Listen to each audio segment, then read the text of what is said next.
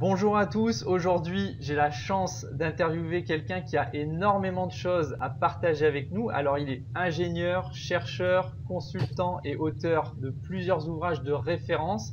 Il est également contributeur au célèbre Technique de l'ingénieur. J'ai le plaisir de vous présenter Monsieur Jacques Goupy. Bonjour Monsieur Goupy, comment allez-vous? Bonjour Monsieur Leclerc, écoutez, ça va très bien. Comme on va parler plan d'expérience, je suis toujours heureux d'aborder ce sujet. Donc comme je disais, je suis très heureux de faire cette interview parce que je pense que votre travail sur les plans d'expérience, et ce qu'on va principalement parler ce soir, c'est vraiment quelque chose qui peut faire gagner énormément de temps et d'argent aux entreprises qui les utilisent. Tout à fait. Donc pour ceux qui ne connaissent pas cet outil magique, les plans d'expérience, restez avec nous parce que vous allez apprendre énormément de choses. Avant de rentrer dans le détail, je vais laisser Monsieur Goupy se présenter. Eh bien écoutez, je suis ingénieur chimiste de l'école de physique et chimie de Paris. J'ai commencé ma carrière industrielle chez Quartz et Silice où j'ai fait 6 ans de recherche. Et ensuite, j'ai fait 2 ans de développement dans l'usine en m'occupant des nouveaux procédés et de l'amélioration des produits et des procédés. Et puis au bout de 8 ans, j'ai quitté cette société et je suis entré chez Total où j'ai été adjoint au directeur des recherches. J'ai terminé ma carrière chez Total comme directeur des recherches extérieures, c'est-à-dire toutes les recherches qu'on ne faisait pas chez nous. Ça concerne en gros la recherche fondamentale, parce que les sociétés industrielles font rarement de la recherche fondamentale, hein, puis on n'est jamais sûr de l'aboutissement. Donc je collaborais avec beaucoup de professeurs, avec le CNRS, pour suivre l'évolution de la science dans les domaines qui nous intéressaient. Et en même temps,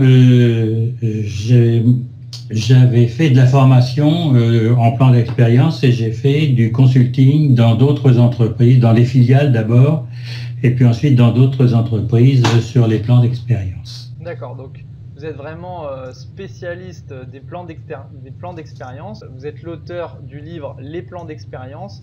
Est-ce que vous pourriez nous dire en une phrase, pour ceux qui ne connaissent pas vraiment cet outil, qu'est-ce que c'est un plan d'expérience ? Alors un plan d'expérience, c'est une façon d'organiser ces essais de manière optimale pour aboutir à la réponse au problème qui est posé. Hein, alors si on peut prendre un exemple, un exemple disons que tout le monde pourrait faire, on peut prendre l'exemple des œufs à la coque. D'accord. Hein, vous savez que pour faire des œufs à la coque, on les plonge dans l'eau bouillante et on les fait cuire 3 minutes. Mais c'est pas toujours la réussite au bout des 3 minutes. Il y a souvent du blanc qui reste non cuit ou du jaune qui est trop cuit. Et donc, si on veut faire des œufs parfaits, eh bien, il faut faire des essais. Donc, on va faire un petit plan d'expérience. On va se dire, d'abord, qu'est-ce qu'il faut choisir? Il faut choisir une méthode. Donc, on peut ou plonger les œufs dans l'eau bouillante et puis les chauffer, ou on peut les mettre dans l'eau froide et puis attendre que ça bout et laisser bouillir un certain temps. Il y a déjà 2 méthodes possibles. Ouais. Ensuite, on se demande quelle est la réponse qu'il faut mesurer. Alors là, on va dire c'est le blanc qui est non cuit. On va peser le blanc qui est non cuit. Mais déjà, on se heurte à une petite difficulté. Comment faire pour mesurer, peser du blanc qui est non cuit. Donc là, on voit déjà que on se heurte à un premier petit problème qui est l'analyse de la réponse. Et donc, ça nécessitera probablement une petite étude préalable avant le plan d'expérience pour mettre au point un protocole de mesure pour être sûr qu'on va faire quelque chose qui tient la route. Ensuite, quand on a résolu ce problème-là, on se pose la question de savoir quels sont les facteurs. Alors, il y a par exemple le temps de cuisson avant l'ébullition, le temps d'ébullition, le poids des œufs, savoir si les œufs frais ou les œufs un peu moins frais, c'est la même chose. Enfin, on peut se poser plein de questions comme ça. Et donc, on fait une liste de facteurs qui peuvent influer sur la réponse qu'on va étudier. Et quand on a fait cette liste, c'est le moment de dire, on va maintenant définir les niveaux des différents facteurs. Donc, par exemple, la température d'ébullition, il n'y a pas de problème, c'est 100 degrés. Hein. Mais le temps, on va dire, on va prendre 3 minutes et 3 minutes 30. Le temps de refroidissement de l'œuf cuit, ça peut être 10 minutes ou un quart d'heure. D'accord, Donc, c'est les niveaux en fait. C'est les niveaux qui vont définir les expériences à faire. Alors, on fera une expérience à 3 minutes et à 10 minutes de temps de refroidissement, etc. Donc, on fait cette liste et on arrive à un tableau où on a des niveaux bas et des niveaux hauts pour chacun des facteurs. Alors, en général, on a ce qu'on veut. Hein. Là, on ferait dans un plan 2 puissance 3, par exemple, un petit plan à 3 facteurs. Et puis, on suppose que le modèle mathématique, c'est un modèle du premier degré. Et on fait les calculs pour trouver quels sont on fait les mesures. Et quand on a fini les mesures, eh bien, on fait les calculs pour calculer l'effet de chacun des facteurs et on voit comment ils influencent la réponse. Et puis, en fonction de ce modèle, eh bien, on définit quelles sont les bonnes conditions pour avoir un œuf parfaitement cuit. Et surtout, à la fin, on fait des expériences de contrôle pour être bien sûr que tout ce qu'on a fait est bon. C'est ça, un plan d'expérience, vous voyez, c'est presque une méthode de mise en musique de la recherche. D'accord. Donc, une méthode pour optimiser, faire le moins d'essais possible. Alors voilà, le moins d'essais possible. Oui, mais il faut quand même faire un certain nombre d'essais, mais c'est des essais pertinents que vous faites. Ouais. Vous voyez, c'est ça. Parce que si on ne fait pas assez d'essais, on risque de louper des influences, des interactions. Voilà, il faut pas non plus trop se limiter en essais. Il faut faire des essais pertinents, mais si vous préparez bien votre temps d'expérience, vous y arrivez. Vous avez parlé justement des facteurs. Comment est-ce que vous avez des astuces, des conseils pour comment bien choisir les facteurs? Est-ce que vous faites un brainstorming avec l'équipe? Il faut de l'expérience? Est-ce qu'il faut des données préalables? Oui, absolument. Il faut tout ça. Il faut d'abord que le responsable ait fait une bibliographie, qu'il se soit renseigné auprès de ses collègues, qu'il ait lu les rapports de la société. Enfin, il faut déjà qu'il ait amassé un certain nombre de connaissances. Les plans d'expérience, c'est pas fait pour vérifier une idée comme ça, comme on peut faire en recherche rapide, on vérifie. Non, un plan d'expérience, c'est déjà, on souhaite améliorer quelque chose qui existe déjà. Et donc, on rassemble d'abord toute l'information et ensuite, oui, il faut faire un brainstorming. Il faut faire un brainstorming avec tous les gens qui sont concernés, hein, de tous les niveaux hiérarchiques. Et surtout, ne pas inviter des gens parce que il est directeur, mais qu'il ne connaît rien. Là, vous ne l'invitez pas. Hein. Non, mais j'ai un souvenir là. C'est un des premiers plans que j'ai fait. On a fait un brainstorming. C'était la fabrication de joints automobiles. Et il y avait des cloques sur ces joints, donc c'était très embêtant. Et tout le monde donc j'avais réuni tout le monde et puis on avait fait un brainstorming, on avait listé les facteurs, il y avait une trentaine de facteurs. Et il y avait un monsieur qui disait rien, c'était l'ouvrier qui faisait fonctionner la machine qui fabriquait les fameux joints. Et je lui dis, mais monsieur, vous n'avez rien dit, vous n'avez rien à dire. Alors évidemment, il n'osait rien dire parce qu'il y avait les ingénieurs, les directeurs, les techniciens. Et il dit, timidement, il dit, écoutez, moi, j'ai constaté que le solvant de nettoyage était devenu bien sale depuis quelque temps. Alors là, l'ingénieur de fabrication s'est levé, il a dit, comment le solvant est sale? Il dit, mais c'est pas possible. Il dit, mais c'est sûrement ça. On va vérifier tout de suite qu'on change le solvant immédiatement. Ils ont changé le solvant et immédiatement, les bulles les cloques ont disparu sur les gens. Vous voyez que c'est très important de faire venir tout le monde. Ouais. Après, vous conseillez combien de personnes? Il ne faut pas non plus être 30. Alors, 8 ou 10, pas plus. Okay, 8, ni moins. Ok. S'il n'y en a pas beaucoup, il n'y a pas assez d'idées, et s'il y en a trop, il y a trop de discussions. Ok, d'accord. Donc justement, quels seraient vos 3 conseils pour réussir un plan d'expérience? C'est d'abord passer pas mal de temps à la préparation. Bien fixer l'objectif. C'est très difficile de fixer les objectifs, contrairement à ce qu'on pense. Pendant un temps, j'ai vérifié chez Total toutes les demandes d'études qui venaient du commercial ou qui venaient des usines, et les gens ne savent pas poser leurs problèmes. Hein, par exemple, ils disent mesurer la teneur en fer.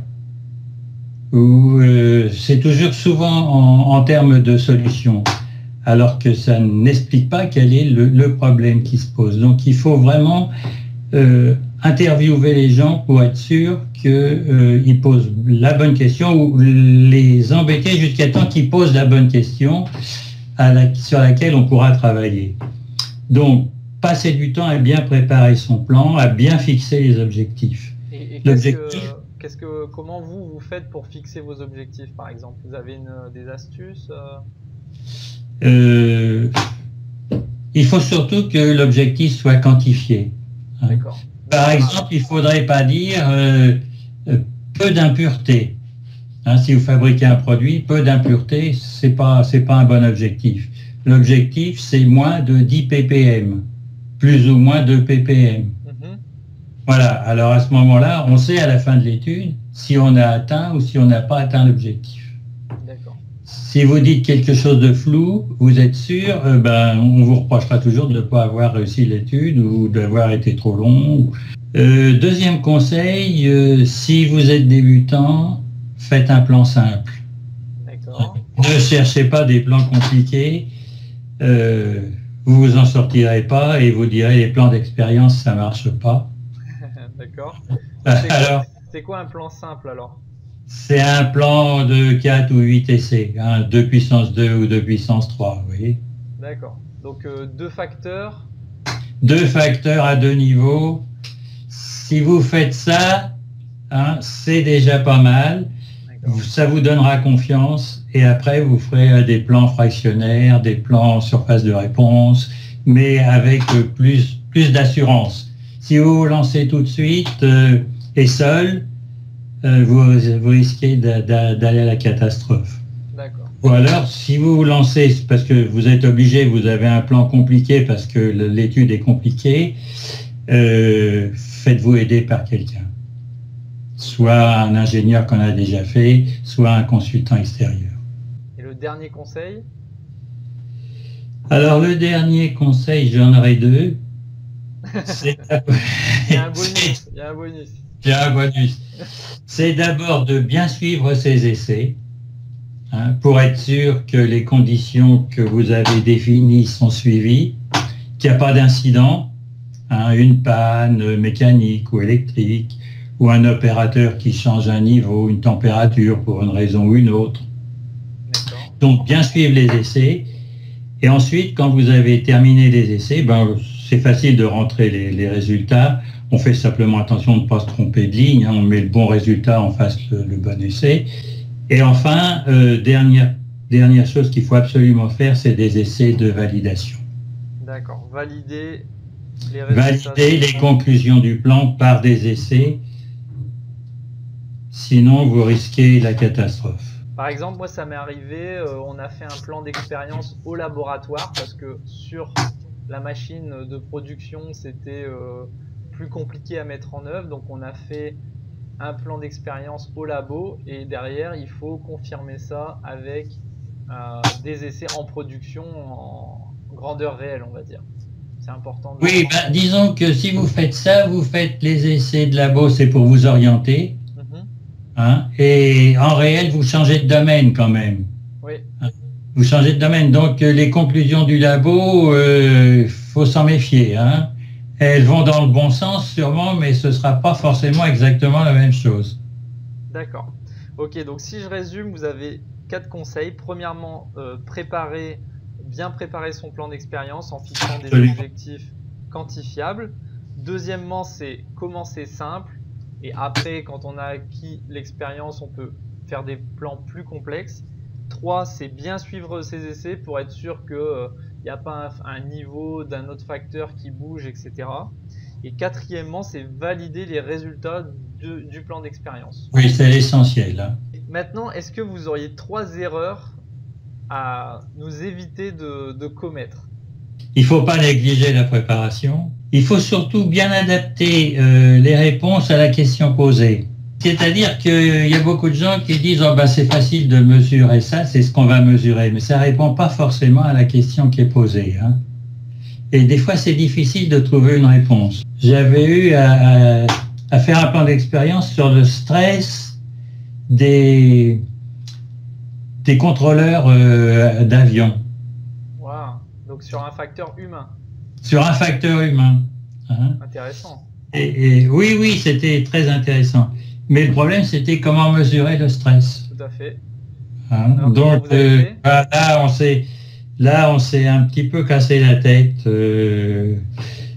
Bon, je peux pas tout dire parce que malheureusement, dans les plans d'expérience, il y a beaucoup de confidentialité. Okay.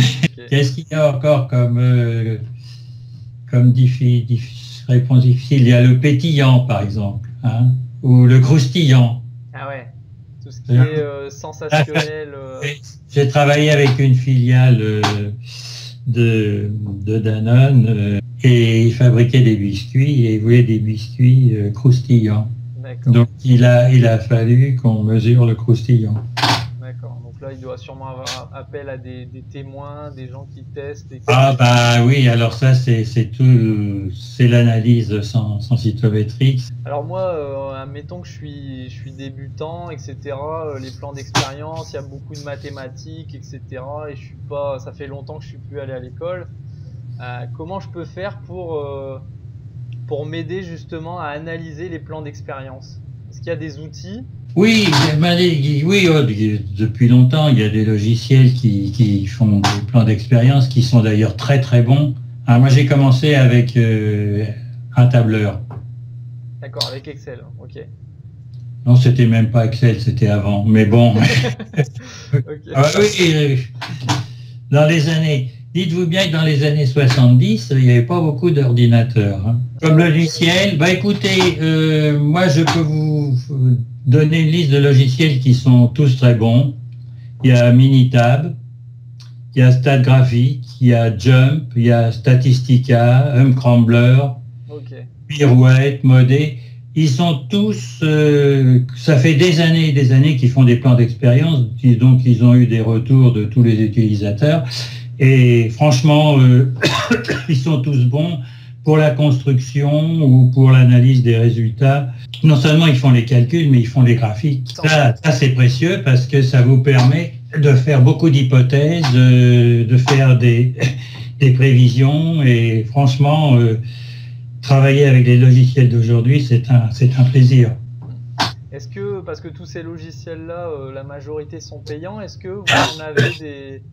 Est-ce qu'il existe des logiciels gratuits? Peut-être, mais je ne m'y suis pas intéressé. À un moment donné, avec un ami, on avait mis au point un logiciel Excel qui fonctionnait, qui marchait sur Internet. Mais Excel a changé, il fallait refaire